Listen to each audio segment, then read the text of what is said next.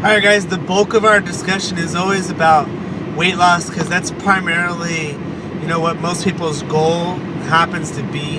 Not as many people are going to come to you for muscle gain. Not as many people are going to come for you for sports conditioning. And unfortunately, they're not going to specifically spell out that they want to be well. Alright?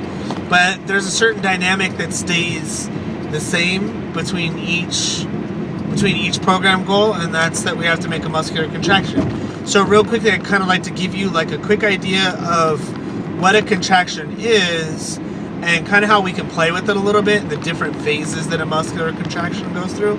So number one, when we talk about a muscular contraction, it's not localized to a muscle just moving around a joint. It's a process that takes place that starts within your brain.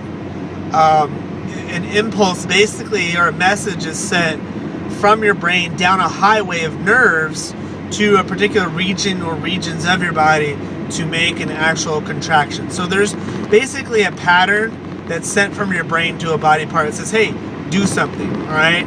And when it gets down to the muscular level, there's individual fibers that are responsible for actually grabbing a hold of each other and making, say for example, the bicep contract and get smaller, all right? Our goal with the 3 phases of training is to try to make that contraction more and more efficient, because the way that the brain and the body works is with that pattern, you send that message and it tells particular fibers to actually do something. Now, your body is not going to just use all of them, it's going to try to reserve them as much as possible. So our job through the 3 phases is to try to make that contraction as complete as possible. So we try to do that by increasing the complexity of exercise design early on. We do one-sided exercises, single limb, we do alternating limb, and just kind of play with things as we go along, and that will help aid a more complete contraction of a whole entire muscle. Okay. That being said, when we talk about what a contraction is, the different phases of it, pretty much there are 3 things that we can be concerned with when we talk about the contraction of a muscle. Anytime a muscle gets shorter, say for example when you flex your arm and you make a bicep, when the muscle is actually peaking, a bodybuilder would say, but in scientific terms, when you are concentrically contracting, your muscle is shortening. The different fibers that cross over each other are actually connecting and they're getting real short. Okay? That's called the concentric contraction.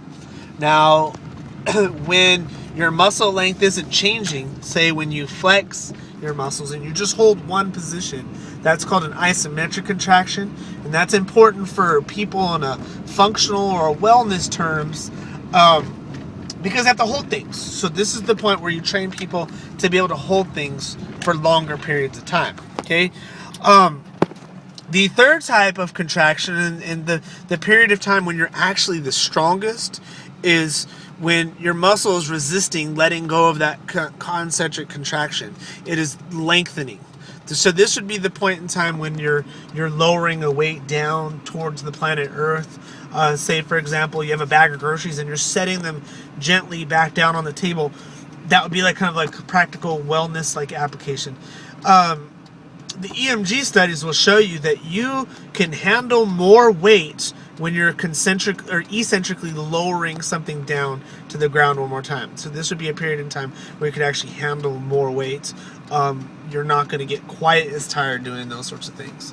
Okay, so there are 3 phases: concentric, isometric, and eccentric contractions that take place, and we try to utilize all of those.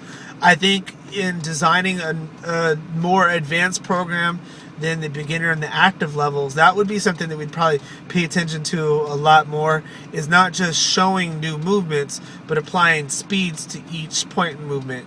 That goes into a whole thing where we're talking about time under tension per set, rather than just looking at total number of repetitions that you do and developing a program based on those numbers. Okay. Anyways, take homes today: isometric is holding, concentric is shorting. That's like when you're actually going through the act of flexing your bicep, and eccentric is when the muscle lengthens. practical applications when you're lowering something down towards the ground. Okay, hope that helped. See ya.